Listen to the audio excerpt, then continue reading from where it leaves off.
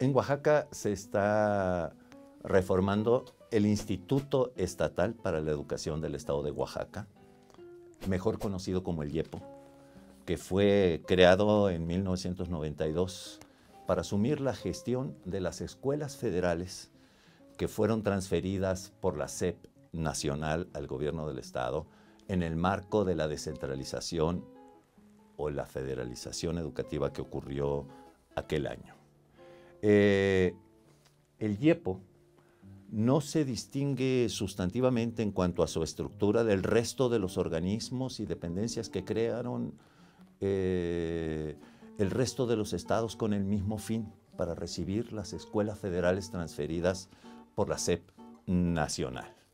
La diferencia fundamental entre el IEPO y el resto de las administraciones educativas de los estados está en el hecho de que, junto con la creación del IEPO, se firmó un convenio entre el gobierno del estado de aquel entonces y la representación de la sección 22 del CENTE para otorgar a la representación sindical la atribución de designar a un segmento de los funcionarios educativos de nivel intermedio responsables de la operación de cada uno de los niveles y modalidades educativas del sistema escolar transferido por el gobierno federal.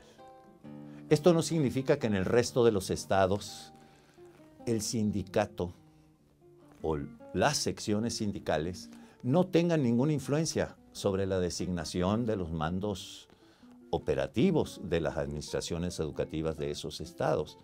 La tiene, y la tiene mucha, no solamente para la designación de los funcionarios de los mandos operativos de cada nivel y modalidad educativa, sino también para la designación de los altos mandos de las secretarías e institutos de educación en el resto del país.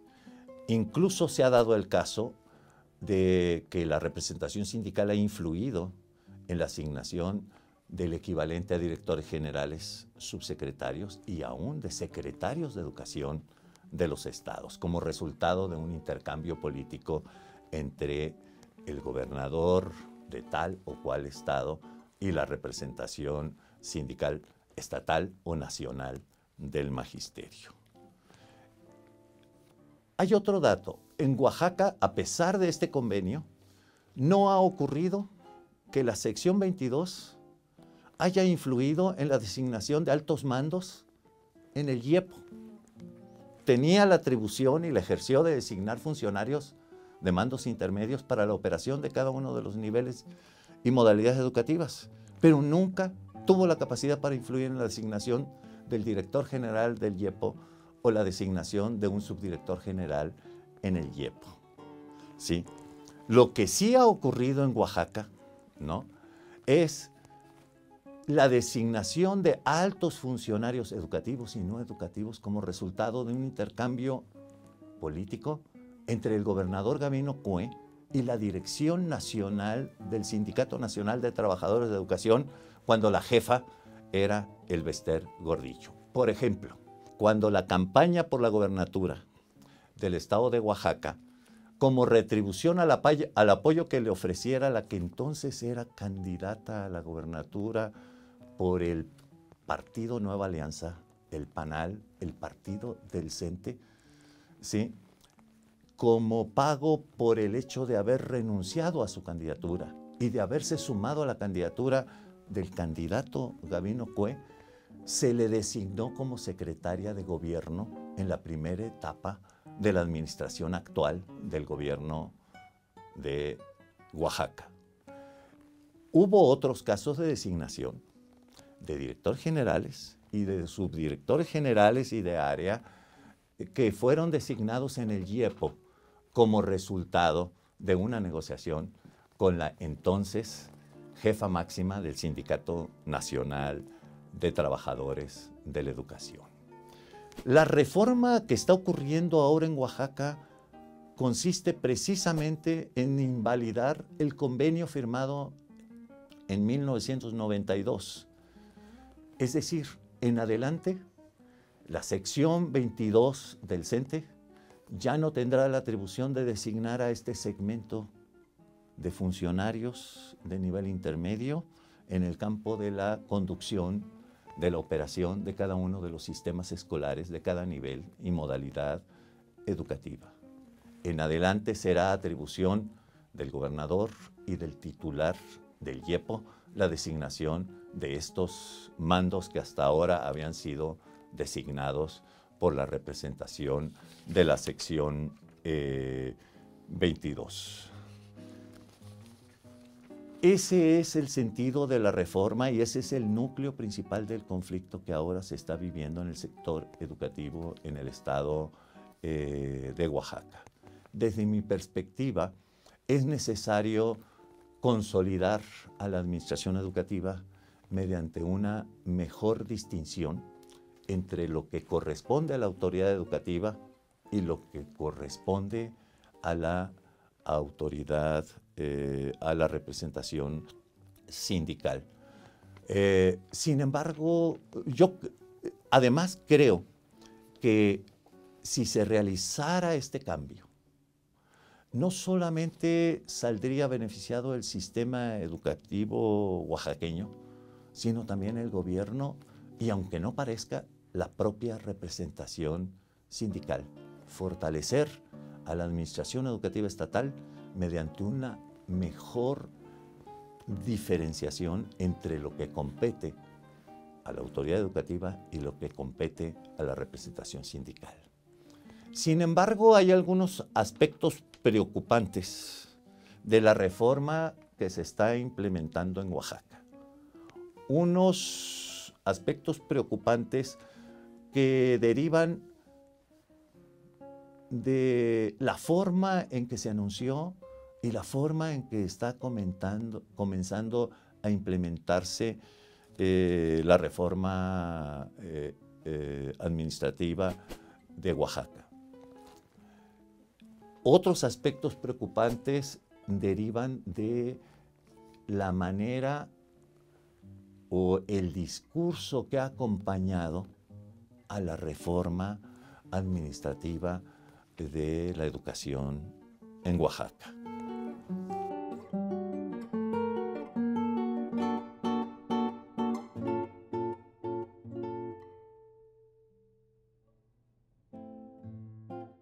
La reforma del IEPO se anunció de manera conjunta con la participación del gobernador del estado de Oaxaca, del secretario de Educación Pública Nacional, del vocero de la Presidencia de la República y de la secretaria de Desarrollo Social del Gobierno Federal.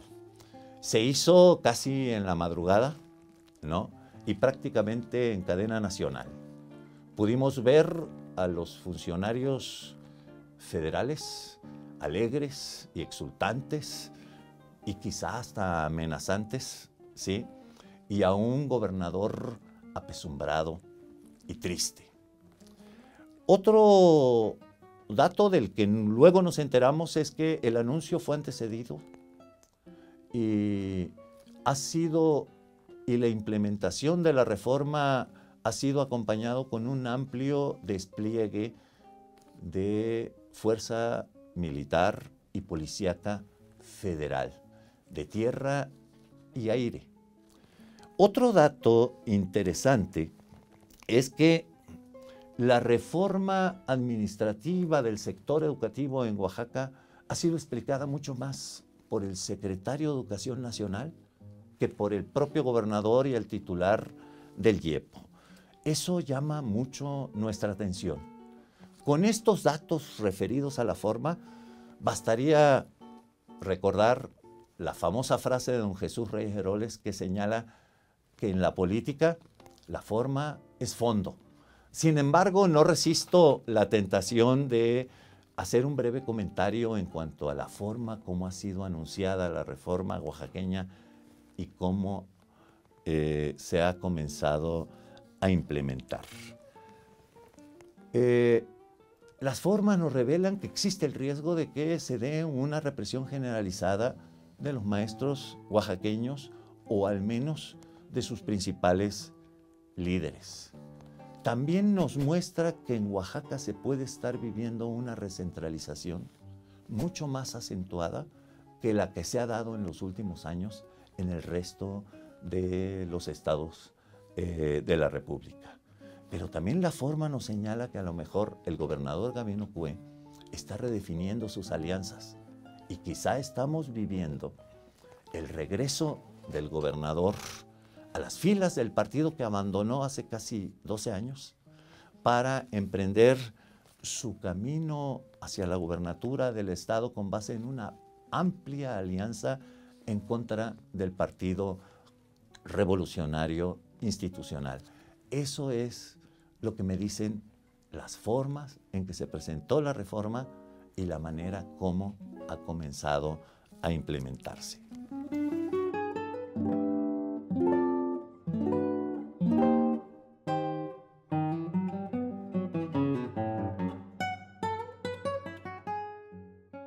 Me llama la atención que el secretario de Educación Nacional y ahora también el gobernador de Oaxaca siguen hablando de la reforma político-administrativa y laboral de carácter nacional que se empezó a realizar en diciembre del 2012, sobre todo para instaurar el servicio profesional docente como una reforma educativa. Incluso han llegado a decir que con la reforma administrativa del IEPO, Oaxaca dejará de estar al margen de una reforma educativa nacional que no existe ni en Oaxaca ni en el resto del país. Esto no deja de ser preocupante porque la reforma educativa todavía no se ha diseñado y aún no sabemos si alcanzará a implementarse en lo que resta de la actual administración.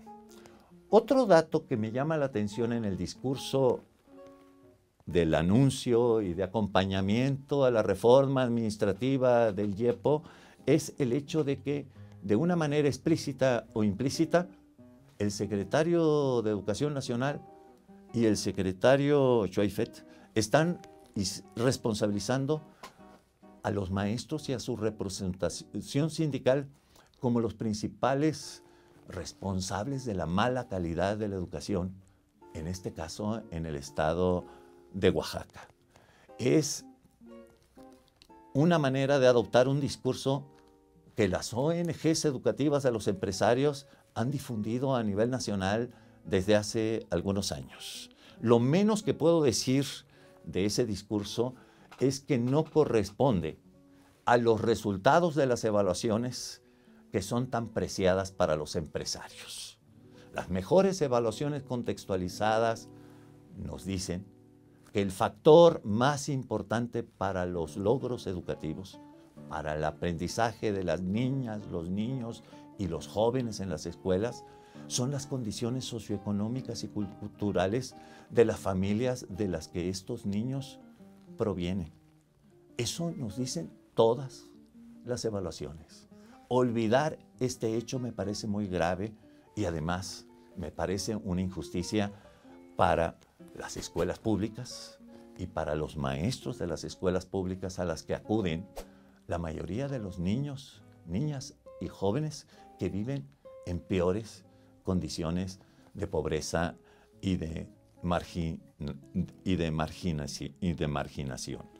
Esto es muy grave y parecen olvidar. No me extraña que los empresarios lo olviden, porque a ellos de las evaluaciones solo les interesan aquellos resultados que pueden usar para devaluar el trabajo de las escuelas públicas y de sus maestros. Lo que sí me parece grave es que los funcionarios educativos federales y el gobernador de Oaxaca comiencen también a adoptar de manera implícita o más o menos explícita el mismo discurso difundido por las ONGs empresariales.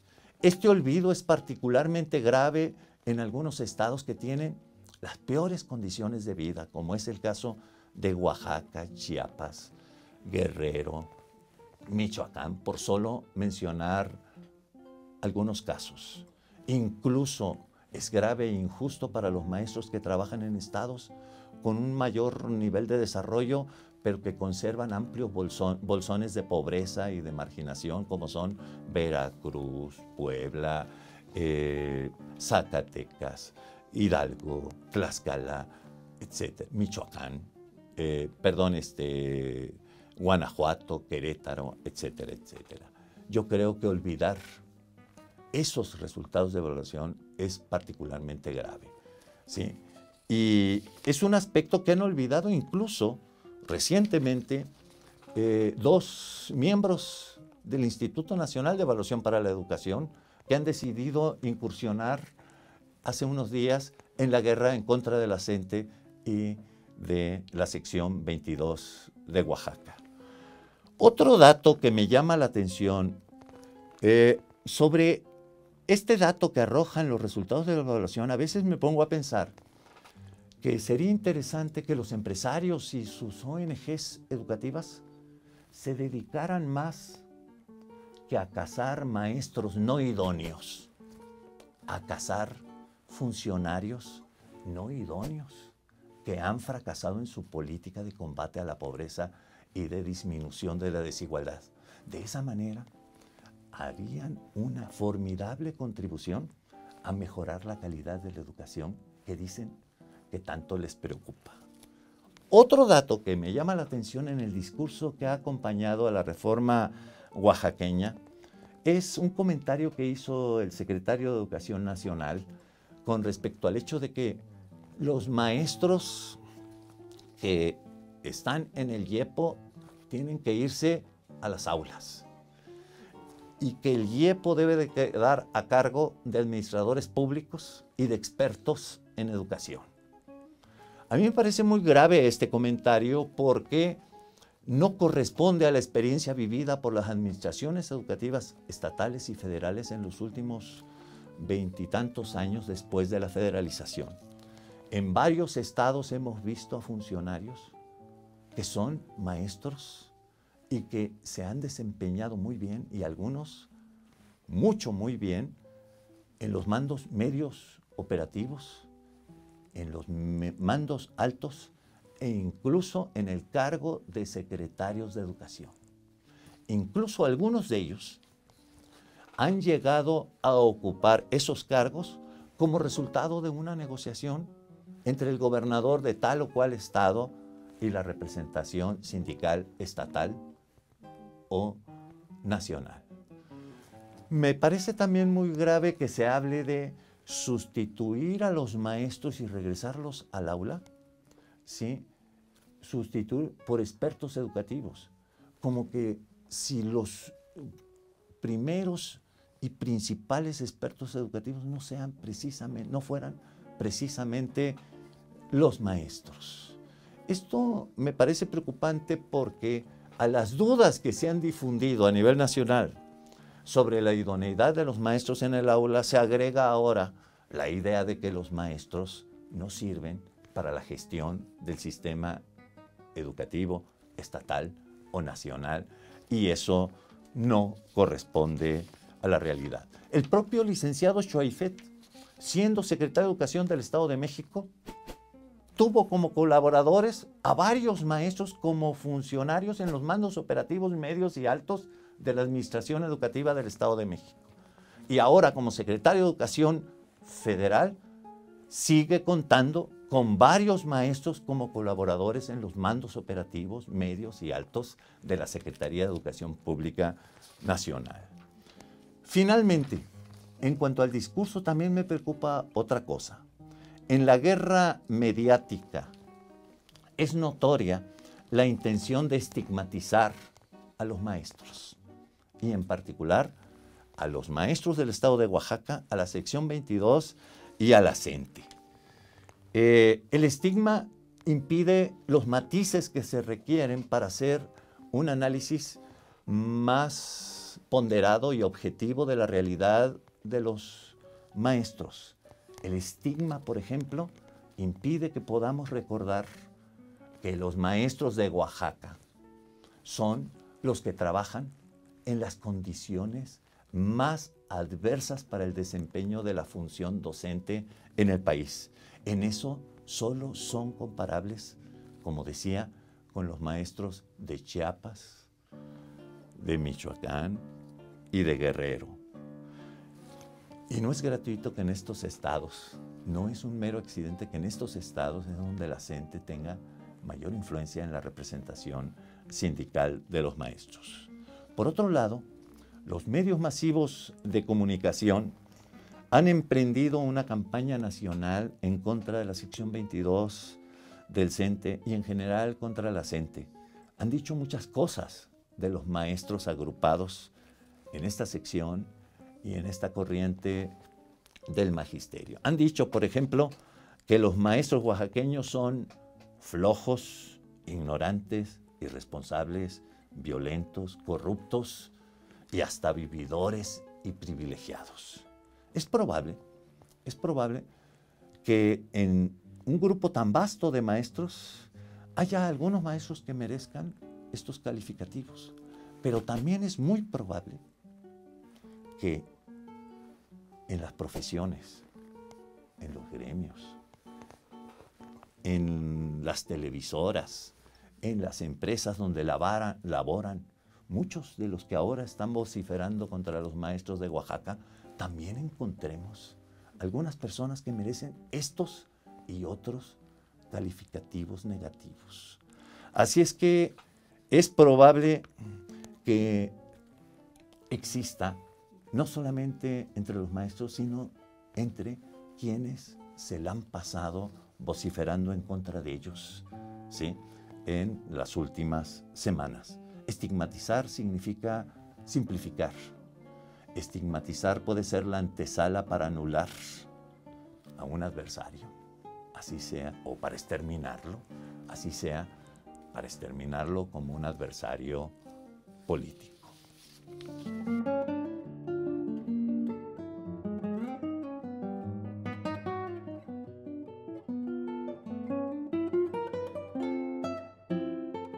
No sé lo que va a pasar, pero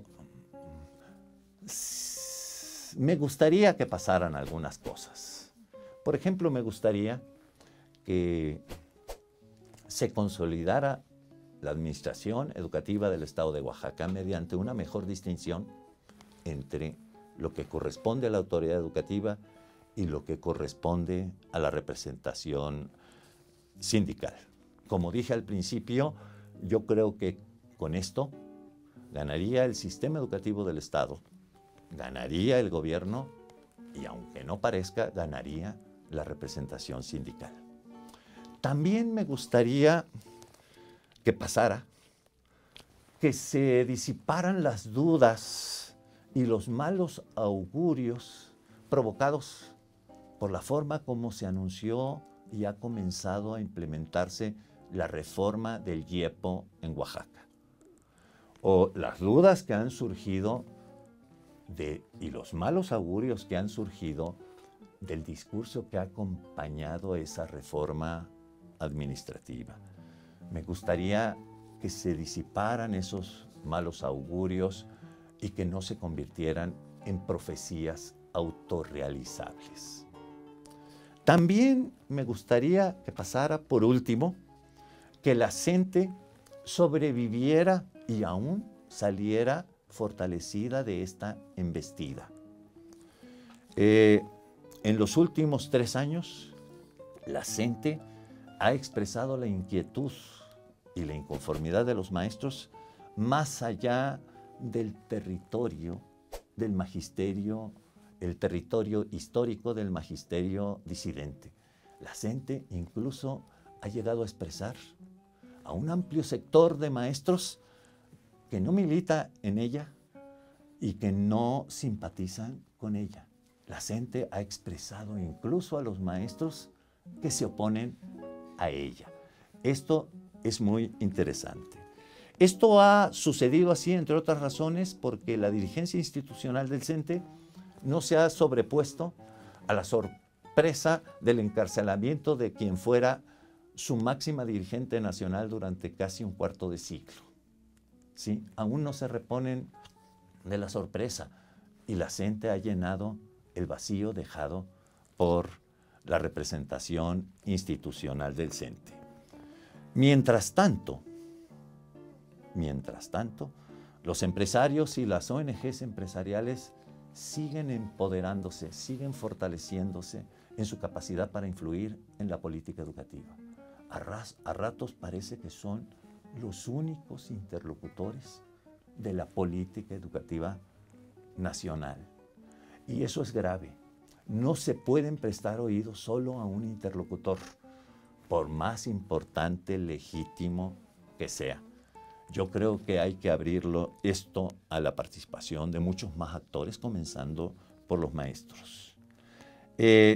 Por eso es importante que la presencia de la CENTE, así como es importante la reactivación de otros actores, como son los académicos, organizaciones sociales, organizaciones políticas, y aunque en estos tiempos no sea políticamente correcto decirlo, incluso es importante que el CENTE regrese al debate educativo nacional. Eso es lo que me gustaría que ocurriera en Oaxaca y en la República Educativa de México. Muchísimas gracias por su atención.